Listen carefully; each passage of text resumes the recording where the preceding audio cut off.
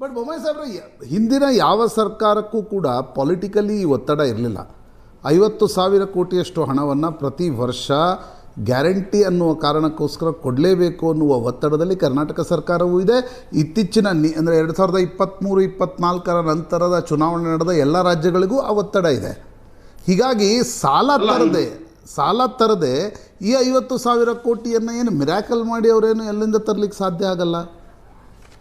ಅಲ್ಲ, ಇದು ನೀವು ಹೇಳೋದೆಲ್ಲ ಅವ್ರು ಇದನ್ನ ಅನೌನ್ಸ್ ಮಾಡೋಕ್ಕಿಂತ ಮುಂಚೆ ಯೋಚನೆ ಮಾಡಬೇಕಾಗಿತ್ತು.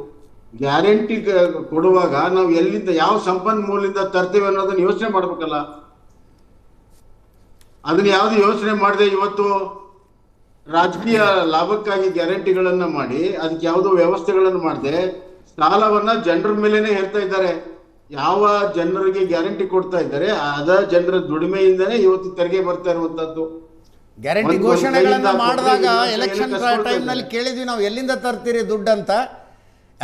ಡಿಬೇಟ್ ಪೊಲಿಟಿಕಲ್ ಆಗೋದು ಬೇಡ, ಆದರೂ ಹೇಳ್ತಾ ಇದ್ದೀನಿ ನನಗೆ ಇವತ್ತಿಗೂ BJP ಗೌರ್ಮೆಂಟ್ 40% ದುಡ್ಡು ತಿಂತಾ ಇದೆ, ಅದನ್ನು ನಾವು ತಿನ್ನೋದು ನಿಲ್ಲಿಸ್ಬಿಟ್ರೆ ಗ್ಯಾರಂಟಿಗೆ ದುಡ್ಡು ಆಗ್ಬಿಡುತ್ತೆ ಅಂತಂದಿದ್ರು ಅವರು. ಅದೇ ಒಂದು ದೊಡ್ಡ ಸುಳ್ಳು.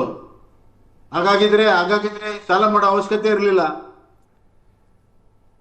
ಬಟ್ ಬೊಮ್ಮಾಯಿ ಸರ್, ಹಾಗಾದ್ರೆ ಸಾಲ ಮಾಡೋ ಅವಶ್ಯಕತೆ ಏನಿದೆ? Let's be very practical. ಇನ್ನು ಮುಂಬರುವ ಯಾವುದೇ ಸರ್ಕಾರಗಳಿಗೆ 50,000 ಕೋಟಿಯಷ್ಟು ಹಣವನ್ನು ಅವರು ಗ್ಯಾರಂಟಿಗಳಿಗೆ ಮೀಸಲಿಡೋದು ಅನಿವಾರ್ಯ ನನ್ನ ಅಂದಾಜಿನ ಪ್ರಕಾರ. Fixed expenditure ಹಿಡ್ಕೊಂಡ್ಬಿಡ್ಬೇಕು. ಕಾಂಗ್ರೆಸ್ ಹೋಗಿ JDS ಬರುತ್ತೋ, BJP ಬರುತ್ತೋ, ಅಥವಾ ಮತ್ತೆ ಕಾಂಗ್ರೆಸ್ ಬರುತ್ತೋ, ಯಾವ ಸರ್ಕಾರಕ್ಕೂ ಕೂಡ ಇನ್ನು 50,000 ಕೋಟಿಯಷ್ಟು ಹಣವನ್ನು ಗ್ಯಾರಂಟಿಗಳಿಗೆ ಮೀಸಲಿಡೋದು ಹೆಚ್ಚು ಕಡಿಮೆ ಅನಿವಾರ್ಯ ಆಗುತ್ತೆ. ನೀವು ಕಂಪ್ಲೀಟ್ಲಿ ಅಬೋಲಿಷ್ ನನ್ನ ಅಂದಾಜಿನ ಪ್ರಕಾರ ಇವತ್ತಿನ ಕಾಂಪಿಟೇಟಿವ್ ಪಾಲಿಟಿಕ್ಸ್ನಲ್ಲಿ ಸಾಧ್ಯ ಆಗಲ್ಲ. So what next? ಯಾಕಂದರೆ ಎಕನಾಮಿಕ್ ಸರ್ವೆ 2026ರಲ್ಲಿ ಲೋಕಸಭೆಯಲ್ಲಿ ಮಂಡನೆ ಆಗಿರ್ತಕ್ಕಂಥ ಎಕನಾಮಿಕ್ ಸರ್ವೆ ಹೇಳುತ್ತೆ ಇದೇ ರೀತಿ ಗ್ಯಾರಂಟಿಗಳನ್ನು ಕೊಡ್ತಾ ಹೋದರೆ ಭಯಂಕರ ಪ್ರಮಾಣದಲ್ಲಿ ಸಮಸ್ಯೆ ಆಗುತ್ತೆ ಅಂತಕ್ಕಂಥದ್ದನ್ನು ಎಕನಾಮಿಕ್ ಸರ್ವೆ ಹೇಳ್ತಾ ಇದೆ. So what is next? ಯಾಕಂದರೆ ಇದು BJPಯು ಮಹಾರಾಷ್ಟ್ರದಲ್ಲಿ ಮಾಡ್ತು, ಮಧ್ಯಪ್ರದೇಶದಲ್ಲಿ ಮಾಡ್ತು, ನೀವು ಕೂಡ ಬಿಹಾರದಲ್ಲಿ ದೊಡ್ಡ ಮಟ್ಟದಲ್ಲಿ ಗ್ಯಾರಂಟಿಗಳ ಘೋಷಣೆಗಳನ್ನು ಮಾಡಿ ಅಧಿಕಾರಕ್ಕೆ ಬಂದ್ರಿ. ಹೀಗಿರುವಾಗ ಕರ್ನಾಟಕದಲ್ಲಿ ನೀವು ಆರ್ಥಿಕವಾಗಿ ಇದನ್ನು ಹೇಗೆ ನೋಡ್ತೀರಿ? ಅಥವಾ ಇದು ಗುಡ್ ಪಾಲಿಟಿಕ್ಸ್ ಅನ್ಸ್ಕೊಳುತ್ತಾ? ಅನೇಕ ಬಾರಿ ಹೇಳ್ತಾರೆ bad economics is a good politics, good economics is a bad politics ಅಂತ. ಈ ದೇಶಕ್ಕೆ ಇವತ್ತು good governance and good politics ಎರಡೂ ಬೇಕು, ಒನ್ ಸೈಡೆಡ್ ಆಗಲ್ಲ. ಇದಕ್ಕೆ ಈಗಾಗಲೇ ಚರ್ಚೆ ರಾಷ್ಟ್ರ ಮಟ್ಟದಲ್ಲಿ ಆಗ್ತಾ ಇದೆ. ಈಗ ದುಡಿಮೆ ಮಾಡೋದಕ್ಕೆ ದುಡ್ಡು ಕೊಟ್ರಿ ಅಂತ ತಪ್ಪಿಲ್ಲ, ದುಡಿಮೆ ಮಾಡೋದಕ್ಕೆ ದುಡ್ಡು ಕೊಟ್ರೆ ತಪ್ಪಿಲ್ಲ, ದುಡಿಮೆ ಮಾಡದಿರೋದಕ್ಕೆ ದುಡ್ಡು ಕೊಟ್ಟಿರುವಂಥದ್ದು ಸಮಸ್ಯೆ ಆಗಿರೋದು.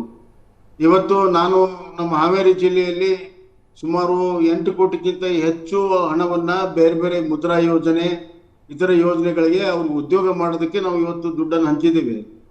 ಇಲ್ಲಂತಲ್ಲ, ಅದು ಬ್ಯಾಂಕ್ನಿಂದ ಬರ್ತದೆ ಮತ್ತು ವಸೂಲಿ ಆಗುತ್ತೆ, ವಾಪಸ್ ಬರುತ್ತೆ. ಅದು ಆ ಥರ ನೀವು ದುಡಿಮೆಗಾಗಿ ನೀವು ಅವರಿಗೆ ಸಹಾಯ ಮಾಡೋದು, ಇದಕ್ಕಿಂತ ದೊಡ್ಡ ಸಹಾಯ ಮಾಡಿ ದುಡಿಮೆಗಾಗಿ, ಯಾರು ಬೇಡ ಅಂತಾರೆ. ಆದರೆ ದುಡಿಮೆನೆ ಮಾಡದಿರುವಂಥ ಒಂದು ವಾತಾವರಣ ನಿರ್ಮಾಣ ಮಾಡುವಂಥದ್ದು ಮುಂದಿನ ದಿನಗಳಲ್ಲಿ ಬಹಳ ದೊಡ್ಡ ಆತಂಕಕಾರಿ. ನೀವು ಹೇಳ್ದಂಗೆ it is a big challenge. It is both political and financial challenge. ಅಲ್ಲ, ರಾಜ್ಯದ ಹಣಕಾಸನ್ನು ತಾವು ಕೂಡ ಹ್ಯಾಂಡಲ್ ಮಾಡಿದ್ದೀರಿ ಬಸವರಾಜ ಬೊಮ್ಮಾಯಿ ಅವರೇ. ನೇರವಾಗಿ ಹಣ ವರ್ಗಾವಣೆ ಮಾಡುವುದರಿಂದ ಹಣದ ಹರಿವು ಜಾಸ್ತಿ ಆಗುತ್ತೆ, ಸರ್ಕ್ಯುಲೇಷನ್ ಜಾಸ್ತಿ ಆಗುತ್ತೆ, ಇಂಡೈರೆಕ್ಟ್ ಆಗೋದು ಮತ್ತೆ ರಾಜ್ಯಕ್ಕೆ ಆದಾಯವಾಗಿ ಬರುತ್ತೆ ಅನ್ನೋ ವಾದ ಹೆಂಗೆ ಅನ್ಸುತ್ತೆ ನಿಮಗೆ? ಅದ್ರ ನೀವು ಅದಕ್ಕೆ ಹೇಳಿದ್ನಲ್ಲ, ಯಾವ ಯೋಜನೆಗಳಿಗೆ ಈಗ ನೀವು ಸಣ್ಣ ಪ್ರಮಾಣದಲ್ಲಿ 2,000-3,000 ಕೊಟ್ಟು ಹೋಗ್ಬಿಟ್ರೆ ಅದು it will not come back, it will fizzle out. ಆ ಥರದ ಬರಬೇಕು ಅಂತಂದ್ರೆ ನೀವು ಎಕನಾಮಿಕ್ ಎಕ್ಸ್ಪೆಂಡಿಚರ್ ಅಂತಾರೆ, ಸೋಷಿಯಲ್ ಎಕ್ಸ್ಪೆಂಡಿಚರ್ ಅಂತಾರೆ. Social expenditure is must. ಅದು ಎಜುಕೇಶನ್, ಹೆಲ್ತ್, ಮಕ್ಕಳ ಕಲ್ಯಾಣ ಅವೆಲ್ಲ ಮಾಡಲೇಬೇಕಾಗುತ್ತೆ, ಅದು ಹ್ಯೂಮನ್ ಡೆವಲಪ್ಮೆಂಟ್ಗೆ. ಆದರೆ ಇದನ್ನ ದುಡಿಮೆಗೆ ಬಳಕೆ ಮಾಡುವುದಕ್ಕೆ ಪರಿವರ್ತನೆ ಮಾಡಬೇಕು. ಈ ಗ್ಯಾರಂಟಿ ಕೊಟ್ಟರೂ ಕೂಡ ಅದನ್ನ ದುಡಿಮೆಯಲ್ಲಿ ಪರಿವರ್ತನೆ ಮಾಡುವಂತ ಯೋಜನೆಯನ್ನ ತಂದ್ರೆ ಅದು ನೀವು ಹೇಳ್ದಂಗೆ ವಾಪಸ್ ಬರುತ್ತೆ, ಇಲ್ಲದ್ರೆ ವಾಪಸ್ ಬರೋದಿಲ್ಲ. ಈಗ ವಾಪಸ್ ಬರಲಿಲ್ಲದಕ್ಕೆ ಪ್ರತಿ ವರ್ಷ ಸಾಲ ಹೆಚ್ಚಾಗ್ತಾ ಇದೆ. ಅನ್ಕಂಡೀಷನಲ್ ಆಗಿ ಕೊಡಬೇಡಿ ಅಂತೀರಿ ನೀವು. ಗ್ಯಾರಂಟಿಗೆ ಪೂರ್ಣ ಪ್ರಮಾಣದ ಹಣ ಕೊಟ್ಟಿಲ್ಲ ಈ ಬಜೆಟ್ ಅಲ್ಲಿ. ಅವ್ರ ಗ್ಯಾರಂಟಿ ರಿಕ್ವೈರ್ಮೆಂಟ್ಗೂ ಕೂಡ ಪೂರ್ಣ ಪ್ರಮಾಣದ ಹಣವನ್ನು ಕೊಟ್ಟಿಲ್ಲ. ಮುಂದೆ ಅವರ ಪೂರಕ ಬಜೆಟ್ ನಲ್ಲಿ ನಾವು ಮಾಡ್ತೀವಿ ಅನ್ನುವಂಥದ್ದು ಅವರ ವಿಚಾರ ಇರಬೇಕು ನನ್ನ ಪ್ರಕಾರ.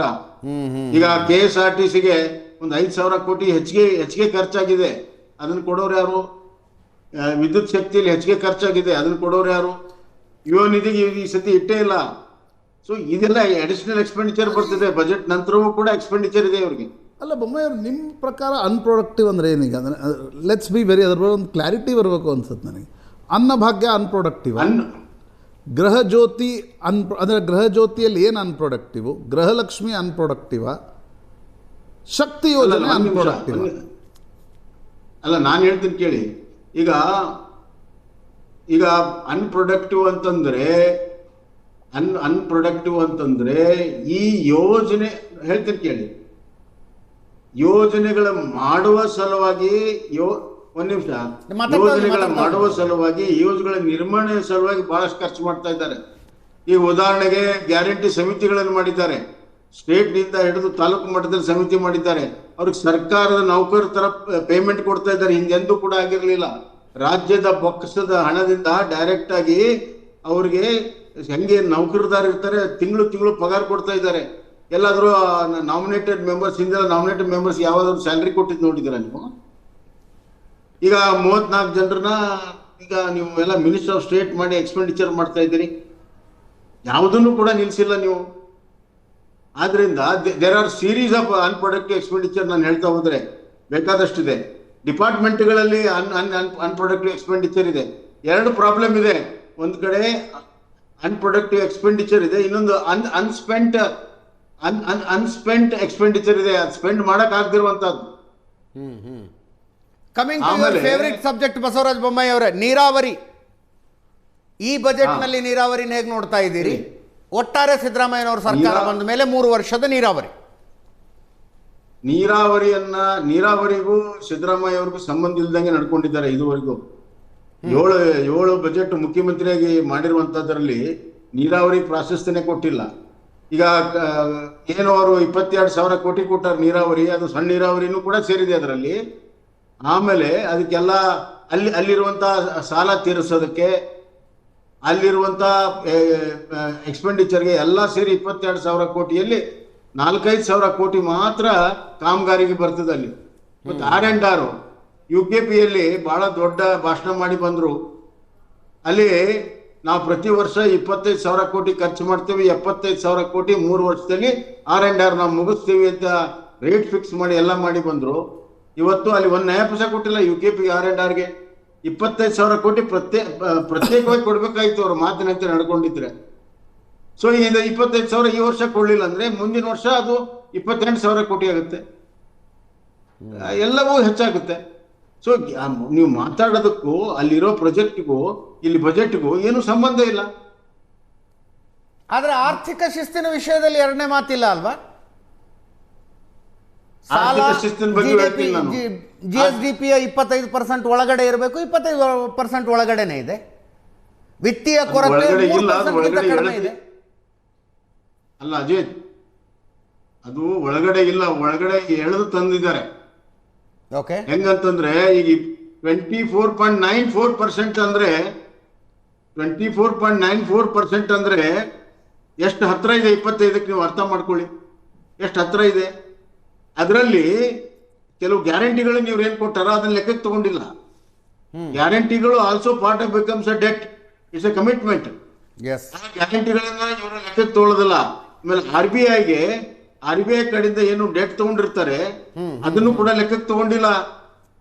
ಹೀಗಾಗಿ ಸುಮಾರು 40-50 ಸಾವಿರ ಕೋಟಿ ರೂಪಾಯಿ ಯಾವುದನ್ನ ಲೋನ್ ತಗೊಂಡಿದ್ದಾರೆ ಬೇರೆ ಬೇರೆ ಹಂತದಲ್ಲಿ, ಅದ್ ಲೆಕ್ಕಕ್ಕೆ ತಗೊಂಡಿಲ್ಲ. ಆ ಲೆಕ್ಕಕ್ಕೆ ತಗೊಂಡ್ರೆ 25% ದಾಟ್ತಿದೆ. ಇದು ಕಳೆದ ವರ್ಷನೇ 25% ದಾಟಿದೆ. ಅಡ್ಜಸ್ಟ್ಮೆಂಟ್ ಹೊಂದಾಣಿಕೆ ಮಾಡಿದ್ದಾರೆ ಅಷ್ಟೇ, ಫಿಗರ್ ಹೊಂದಾಣಿಕೆ ಮಾಡಿದ್ದಾರೆ. At the end of the year 25% ದಾಟ್ತಿದೆ. ಒಂದೇ ನಿಮಿಷ ಬಸವರಾಜ ಬೊಮ್ಮಾಯಿ, ಚಲುವರಾಯಸ್ವಾಮಿ ಅವರು ಜಾಯ್ನ್ ಆಗಿದ್ದಾರೆ ನಮ್ಮನ್ನ. ಕೃಷಿ ಸಚಿವ ಚಲುವರಾಯಸ್ವಾಮಿ ಅವರು, ನಮಸ್ಕಾರ ಚಲುವರಾಯಸ್ವಾಮಿ ಅವರೇ.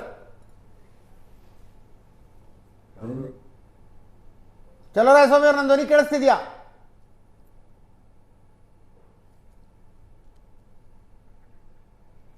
ಬಸವರಾಜ ಬೊಮ್ಮಾಯಿ ಅವರು, ಇನ್ನೊಂದು ನಾನು ಅವಾಗವಾಗ ಕೇಳಬೇಕು ಅನ್ಕತ್ತಿದ್ದೆ. ನಿಮ್ಮ ಪಕ್ಷದವರು ಡಿಬೇಟಿಗೆ ಬಂದಾಗಲೆಲ್ಲ ಬಸವರಾಜ ಬೊಮ್ಮಾಯಿ ಅವರು ಅಧಿಕಾರ ಬಿಟ್ಟು ಕೊಡುವಾಗ ಸರ್ಪ್ಲಸ್ ಬಜೆಟ್ ಕೊಟ್ಟೋಗಿದ್ರು ಅಂತಾರೆ.